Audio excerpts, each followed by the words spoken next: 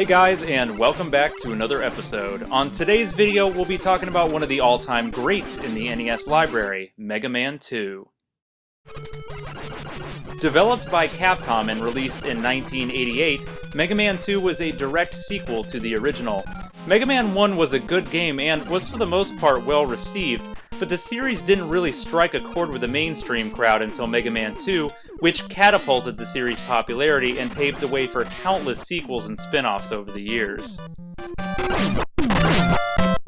Mega Man 2 created a bit of a groundswell effect and really helped to establish the series' name in both the East and the West. So, let's take a look at it and see for ourselves what all the fuss was about. The story in Mega Man 2 revolves around a madman named Dr. Wily, who has built an army of evil robot masters to do his bidding. Dr. Light, the creator of Mega Man, sends the little blue bomber on his way to defeat Wily and his robot masters. At the title screen, you're offered the option between a normal and difficult mode.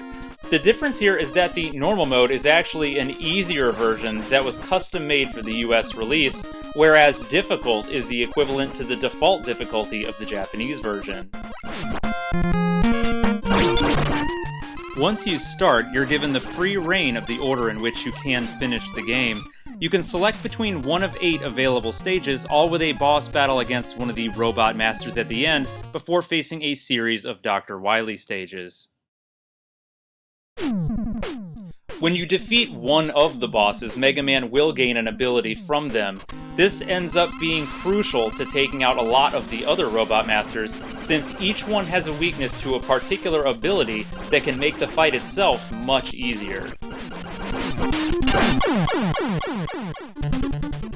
All 8 of the starting stages are varied, and all do have a unique look and offer differing styles of gameplay. For example, Bubble Man stage will pit Mega Man into an underwater battle, and Flash Man stage will have you sliding around on slippery blocks and carefully platforming. On top of the Robot Master abilities, Mega Man can also gain special item upgrades direct from Dr. Light himself. These are extremely useful and include a jet sled, a rising elevator platform, and the ability to launch a series of consecutive jumping platforms.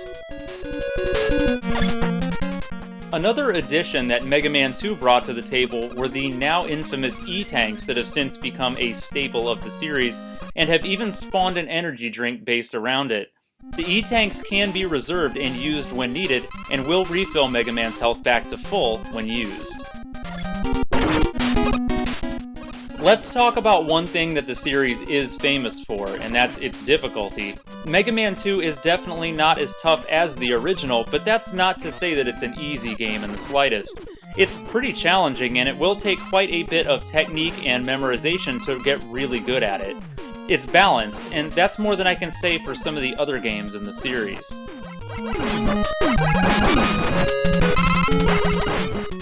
The graphics in Mega Man 2 were fantastic at the time, and to be honest, they still hold up even today.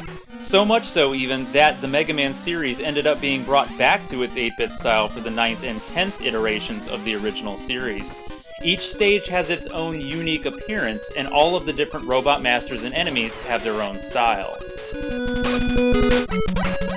The sound and music in Mega Man 2 is legendary. The game sports so many classic bits of music, and most fans of the series openly consider Mega Man 2 to have the best soundtrack of any game in the series. I can't agree for the most part, but I will say for me personally, Mega Man 3's music is just as memorable as all of the great music in Mega Man 2. So, there you have it, guys. Mega Man 2, easily one of the all-stars of the 8-bit era, and a must-have for any fan of the series, or any NES owner. It's got super fast and smooth gameplay, excellent graphics, and one of the best soundtracks in any game from the era. It's not a hard game to find nowadays, and it's not overly expensive either. It can be picked up for an average of about $8 to $12 online, and it's worth every penny and then some. Just as a side note, it's also available on the PSN and the Virtual Console for very reasonable prices. Do yourself a favor and play some Mega Man 2 today. Be sure to stay tuned into the show where next time we'll be weighing in on Mega Man 2's famous sequel, Mega Man 3. And as always, guys, I'd like to thank you all for watching and subscribing. And until next time, stay classic.